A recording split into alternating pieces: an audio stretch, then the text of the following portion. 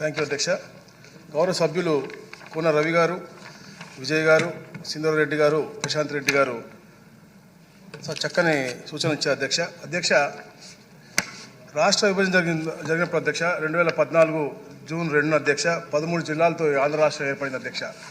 కానీ తర్వాత వచ్చిన ప్రభుత్వం అధ్యక్ష 2019లో అప్పుడు ఉన్నటువంటి సమస్యలన్నీ కూడా ఏదైతే పిఆర్సీ సమస్య అవ్వచ్చు, ఉద్యోగుల సమస్య అవ్వచ్చు, లేకపోతే మహిళలు ఇబ్బంది పడుతున్న పరిస్థితుల్లో ఏదైతే తప్పుదోవ పట్టించడానికి, పక్కదోవ పట్టించడానికి అన్నీ కూడా అశాస్త్రీయంగా అనాలోచితంతో ఈ యొక్క విభజన జరిగింది అధ్యక్ష. ఈ యొక్క ఏప్రిల్ 4, 2022 రోజు అధ్యక్ష 26 జిల్లాలుగా ఈ రాష్ట్రాన్ని పునర్విభజించారు అధ్యక్ష. కానీ ఎక్కడ కూడా ఆలోచన చేయకుండా అధ్యక్ష ప్రాంతాల మధ్యలో విభేదాలు పెట్టే విధంగా, ఎక్కడైతే జిల్లా హెడ్ క్వార్టర్ ఉండాలో అక్కడ ఉండకుండా ఎన్నో మనం చూసాం, కోనసీమలో కూడా చూసాం అధ్యక్ష. ఎక్కడ ఆలోచన లేకుండా ఎంతో గొడవ అవుతాయని చెప్పి తెలిసి కూడా వారు ఆపలేని పరిస్థితిలో ఆ రోజు విభజన చేశారు అధ్యక్ష. అయితే అధ్యక్ష ఏదైతే ఇంటిగ్రేటెడ్ కలెక్టరేట్ కాంప్లెక్స్ కావాలని చెప్పారో అధ్యక్ష, వీరు తొందరపాటుతో అప్పుడున్న ఆర్థిక పరిస్థితి కూడా ఆలోచన చేయకుండా ప్రతిపాదన అయితే పెట్టారు అధ్యక్ష. ప్రతి ఒక్క జిల్లా కేంద్రంలో గ్రౌండ్ ఫ్లోర్లో 83,177 చదరపు అడుగులతో, అలాగే మొదటి అంతస్తులో 64,521 చదరపు అడుగులతో తప్పకుండా చేసి పెడతామని చెప్పేసి 22/7/2022 తాత్కాలికమైన డిజైన్లు అందించారు అధ్యక్ష. దాని తర్వాత అధ్యక్ష ప్రతి కాంప్లెక్స్ కూడా దాదాపుగా 100 కోట్ల రూపాయలతో 2,20,000 చదరపు అడుగులతో ఒక ప్రణాళిక నిర్మాణానికి ఒక పరిపాలన అనుమతి కూడా ఇచ్చారు అధ్యక్ష. అయితే అధ్యక్ష ఏదైతే ప్రభుత్వ భూములు కావాలో అధ్యక్ష తిరుపతి, బిఆర్ అంబేద్కర్ కోనసీమ, అలాగే ఎన్టీఆర్ జిల్లా బాపట్ల తప్ప 9 దగ్గర కూడా తీసుకొచ్చినటువంటి ఇచ్చినటువంటి పరిస్థితులు మనం చూసాం అధ్యక్ష.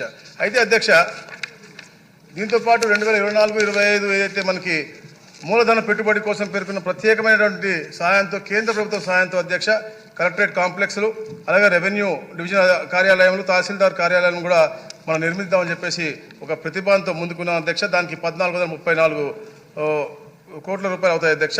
అయితే ఎలాగైతే పెద్దలు ప్రశాంతిగా చెప్పారో అధ్యక్ష, అన్ని పంచాయతీరాజ్ అవ్వచ్చు, ఇరిగేషన్ అవ్వచ్చు, ఆర్ఎండ్బి అవ్వచ్చు, డిఎంహెచ్ఓ అవ్వచ్చు, education, district registrar, animal husbandry, agriculture, PD housing, social welfare, district Panchayati Raj office, district supply office, horticulture, district treasury, forest, fisheries, AD, land survey, women and child welfare, AD welfare and differently aided chief planning office అధ్యక్ష. ఇవన్నీ కూడా ఒకే దగ్గర ఉండి చేయాలని చెప్పే ఆలోచనతో ఈ ప్రభుత్వం ముందుకెళ్తా ఉంది అధ్యక్ష. అయితే అధ్యక్ష మనందరికీ కూడా తెలుసు అధ్యక్ష ఆర్థిక పరిస్థితి ఎలా ఉందో.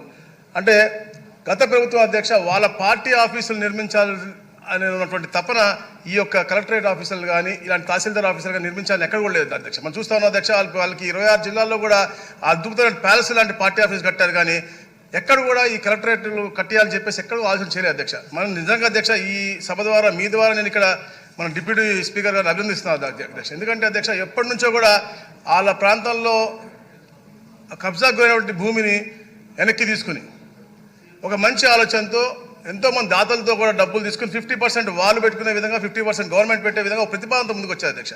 అట్లనే మనం గౌరవ ముఖ్యమంత్రి గారు కూడా, ఎందుకంటే ఆర్థిక పరిస్థితి బాగాలేదు, తప్పకుండా అన్ని సౌకర్యాలు కల్పించే అధికారులు మంచి సౌకర్యాల్లో పనిచేస్తేనే మంచి పరిపాలన, సుపరిపాలన ఇవ్వగలని చెప్పే లక్ష్యంతో P4 మోడల్లో కూడా ముందుకు వస్తా ఉన్నాం అధ్యక్ష. అలాగే అధికారులందరూ కూడా అధ్యయనం చేస్తా ఉన్నారు ఎలాంటి మోడల్ చేస్తే బాగుంటుంది. ఎందుకంటే దశాబ్దాల తర్వాత అయినా కూడా మళ్ళీ ఇలాంటి సైకోలు ఎప్పుడైనా వస్తే అలాంటి పెట్టుబడిదారులకు ఇబ్బందిగా అవ్వకూడదని చెప్పే విధంగా ఎస్క్రో అకౌంట్లో పెడితే బాగుంటుందా, లేదా ఇంకా వేరే విధంగా చేస్తే బాగుంటుంది అనేది కూడా అధ్యయనం చేస్తా ఉన్నాం అధ్యక్ష. అలాగే అధ్యక్ష ఏదైతే రవికుమార్ రెడ్డి గారు అధ్యక్ష గత ప్రభుత్వంలో జరిగినటువంటి లోపాలన్నీ కూడా ఇప్పుడు సరి చేస్తా ఉన్నాం అధ్యక్ష.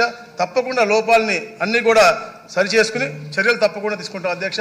ఏదైతే సౌకర్యం ఉన్నాయి అలాగే అధ్యక్ష ఏదైతే చెప్పారో ఈఓ గురించి చెప్పారు అధ్యక్ష. తప్పకుండా ఎక్కడ గుడి ఈఓ ఎక్కడ ఉంటారో వారే అర్హులు అధ్యక్ష. అక్కడికి వెళ్ళి ఎన్ని జిల్లాలు మారిన తర్వాత భూములు ఉన్నా కూడా ఇక్కడ ఈఓని అక్కడ వెళ్తారు. రెవెన్యూ అధికారి అనేవాళ్ళు కేవలం కస్టోడియన్ దానికి మాత్రమే అధ్యక్ష. తప్పకుండా ఏదైతే సభ్యులందరూ చెప్పారో అవన్నీ కూడా పరిణామం తీసుకుని గౌరవ ముఖ్యమంత్రి గారి దృష్టికి కూడా తీసుకెళ్ళి అన్ని సౌకర్యాలే ఉండి ఒక ఇంటిగ్రేటెడ్ కలెక్టరేట్స్, అలాగే ఆర్డీఓ ఆఫీసు, తహసీల్దార్ ఆఫీసులు కూడా తప్పకుండా ఏర్పాటు చేస్తాం.